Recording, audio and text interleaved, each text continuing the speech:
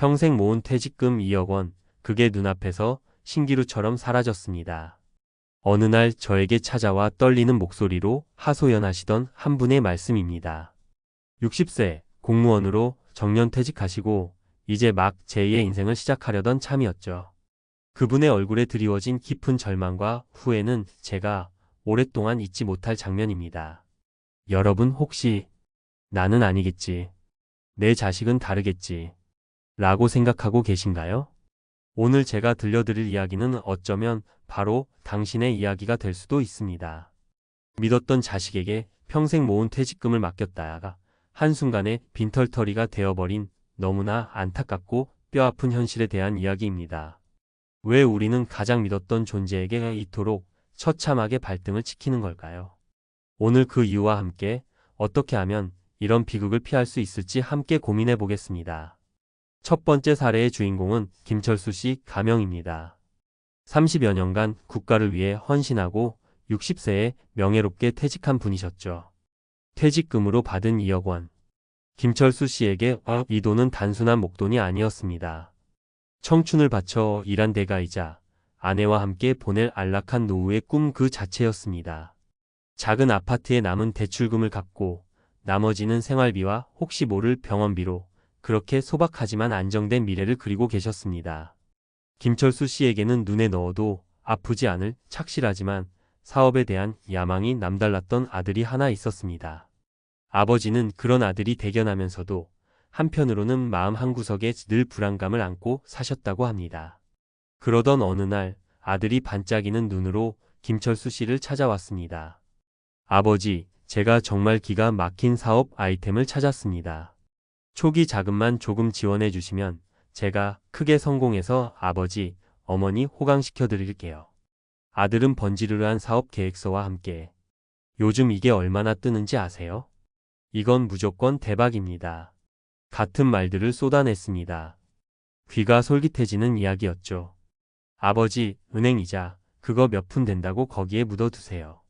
제 사업에 투자하시면 평생 놀고 먹게 해드릴 수 있다니까요.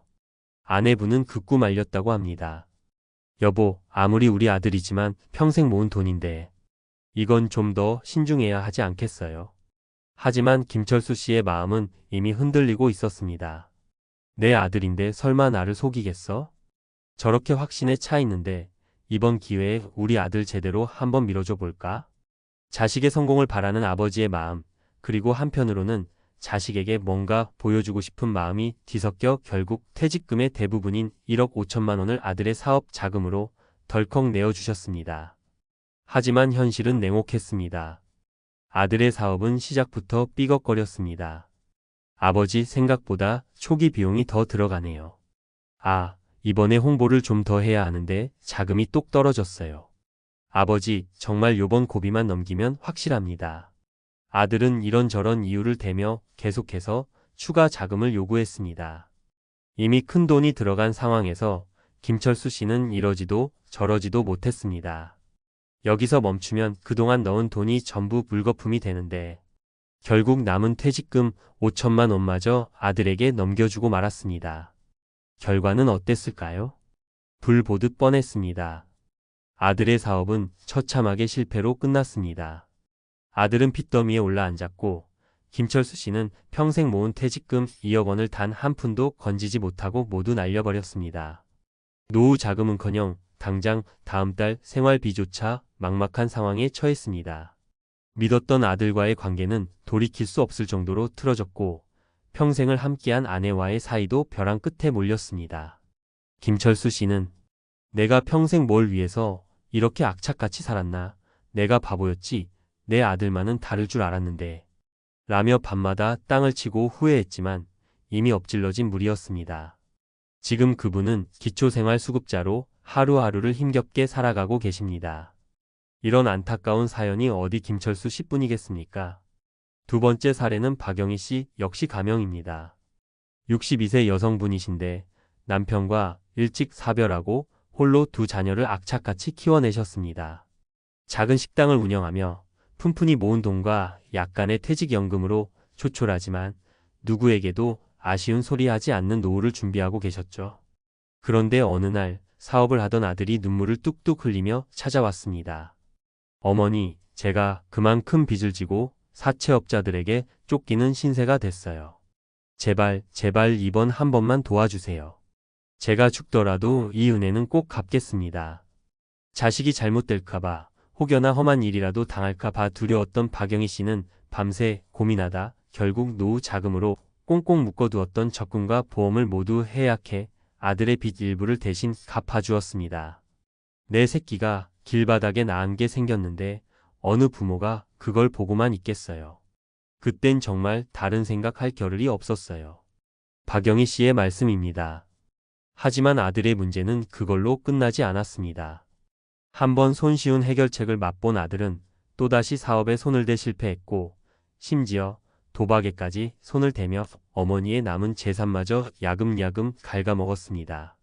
박영희 씨는 자식 걱정에 밤잠을 설치고 제대로 된 식사 한 끼 편히 하지 못했습니다.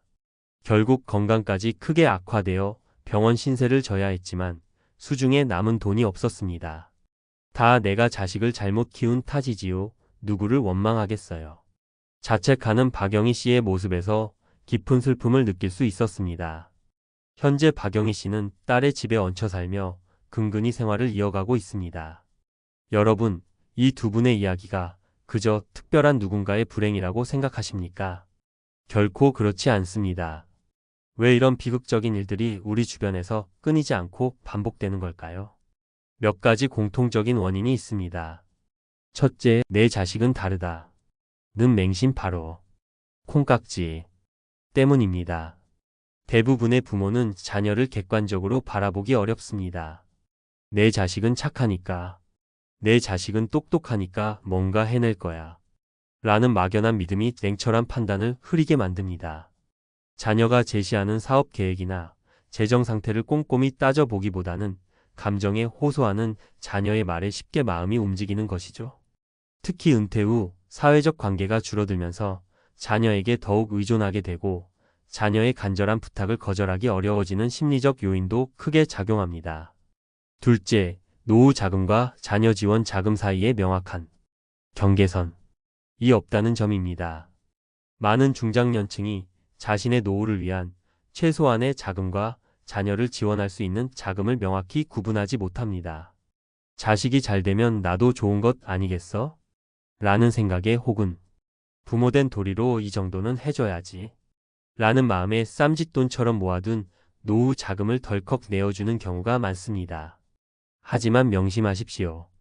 자녀의 사업 성공 확률은 생각보다 매우 낮고 만약 실패했을 경우 그 경제적 부담은 고스란히 부모에게 돌아옵니다. 이는 부모의 생존 자체를 위협하는 치명적인 결과를 낳을 수 있습니다. 설마 전액을 다 날리겠어? 라는 안일한 생각이 최악의 상황을 부르는 것입니다. 셋째, 때로는 자녀의 무책임함과 준비 안 된 사업 도전이 문제의 발단이 되기도 합니다.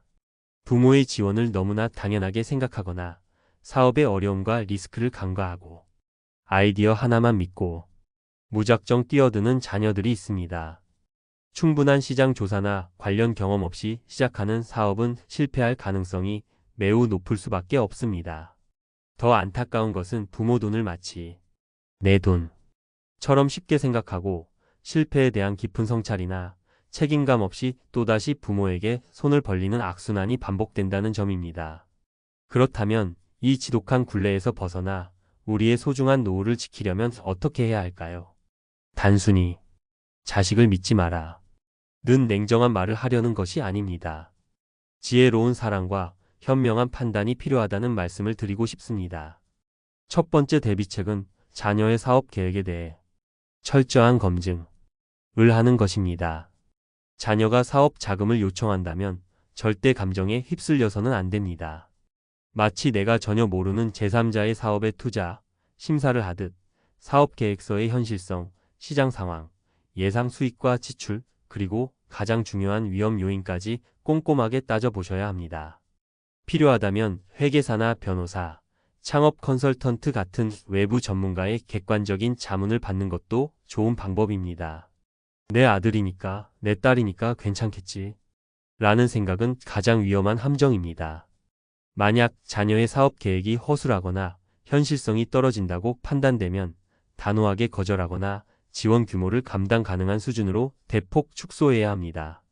두 번째, 여러분이 노후 자금에 명확한 선을 긋는 것입니다.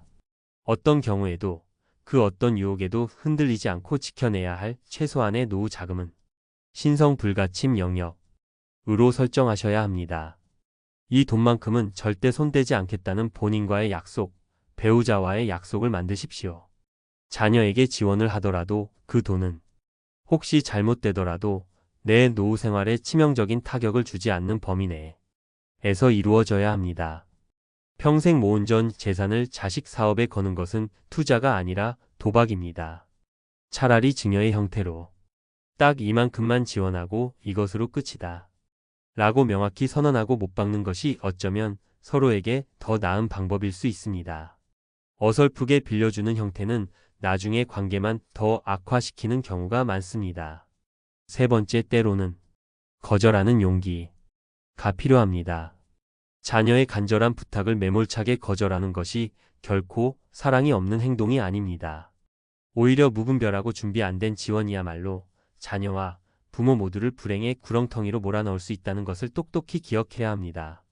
거절하기가 정 어렵다면 배우자나 다른 가족 혹은 신뢰할 수 있는 지인과 반드시 상의하여 함께 결정하십시오. 혼자서 모든 부담을 짊어지려 하지 마십시오. 아들아, 딸아, 정말 미안하다. 하지만 내 노후는 나 스스로 지켜야 한단다. 내 사업을 응원하지만 이 이상은 아빠 엄마도 어렵겠다. 이렇게 솔직하고 단호하게 이야기하는 용기가 필요합니다. 그것이 진정 자녀를 위하는 길일 수 있습니다. 네 번째, 궁극적으로는 자녀의 경제적 자립을 돕는 것이 가장 중요합니다. 물고기를 계속 잡아주는 것보다 물고기 잡는 법을 가르쳐야 한다는 옛말처럼 말입니다. 무조건적인 금전 지원은 자녀를 온실 속 화초로 만들 뿐입니다. 자녀가 스스로의 힘으로 일어설 수 있도록 정신적인 지원과 현실적인 조언을 아끼지 마십시오.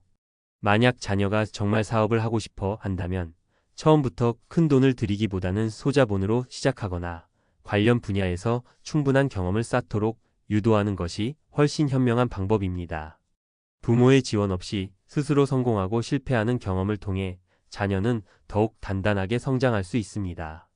은퇴 전부터 자녀와 관련된 금전적 리스크가 발생할 수 있다는 가능성을 항상 염두에 두시고 배우자와 충분한 대화를 통해 우리 가족만의 원칙을 미리 세워두는 것이 정말 중요합니다. 예를 들어 우리 부부의 노후 자금 중 최소 얼마는 어떤 경우에도 절대 지킨다. 자녀에게 지원할 수 있는 최대 한도는 얼마까지다. 등을 구체적으로 정해두면 실제 그런 상황이 닥쳤을 때 감정에 휩쓸리지 않고 좀 더 이성적으로 대처할 수 있습니다. 그리고 자녀들에게도 부모의 노후 계획과 재정 상황을 어느 정도는 솔직하게 이야기하고 부모에게 무리한 기대를 하지 않도록 미리 소통하는 과정이 반드시 필요합니다. 오늘 제가 드린 말씀들이 조금은 아프게 들리셨을 수도 있습니다. 평생 자식만 바라보고 살아오신 우리 부모님들께 자식을 경계하라 는 말처럼 들렸을지도 모르겠습니다. 하지만 기억하십시오. 한 번의 잘못된 선택이 평생 씻을 수 없는 후회와 고통을 남길 수 있다는 것을요. 여러분이 수십 년간 흘린 땀과 눈물의 결정체인 그 소중한 퇴직금을 한순간의 감정적인 판단이나 내 자식은 다르겠지 라는 잘못된 믿음으로 허망하게 날려버리는 일은 절대로 없어야 합니다. 자식에게 모든 것을 내어주고 빈털터리가 된 노년은 우리가 상상하는 것 이상으로 비참할 수 있습니다. 경제적인 어려움은 물론이고 자존감의 처참한 붕괴, 깊은 우울감, 건강 악화, 그리고 가장 슬픈 가족 관계의 파탄까지 정말 모든 것을 한꺼번에 잃어버릴 수 있습니다. 괜찮겠지. 설마 내게 그런 일이 생기겠어? 라는 안일한 생각이 돌이킬 수 없는 결과를 가져올 수 있다는 것을 다시 한번 가슴 깊이 새기시길 바랍니다. 하지만 지금이라도 늦지 않았습니다. 오늘 제 이야기가 여러분의 안일했던 생각에 찬물을 끼얹는 경험이 되었기를, 그래서 정신이 번쩍 드는 계기가 되었기를 바랍니다. 아직 기회가 있다면 지금이라도 명확한 원칙을 세우고 철저히 대비하십시오. 이미 비슷한 어려움으로 힘들어하고 계신 분들이 있다면 혼자서 끙끙 앓지 마시고 반드시 주변에 도움을 요청하시거나 전문가와 상담하십시오. 길은 반드시 있습니다. 부디 여러분의 소중한 퇴직금이 그 어떤 풍파에도 흔들리지 않고 여러분의 행복하고 안정된 노후를 든든하게 지켜주는 버팀목이 되기를 진심으로 응원합니다. 오늘 이야기가 여러분의 삶의 작은 등불 하나를 밝혀드릴 수 있었기를 바랍니다. 오늘 내용이 마음에 와닿으셨다면 구독과 좋아요, 그리고 알림 설정까지 부탁드립니다. 다음에도 여러분의 삶에 꼭 필요한 현실적인 조언으로 찾아뵙겠습니다.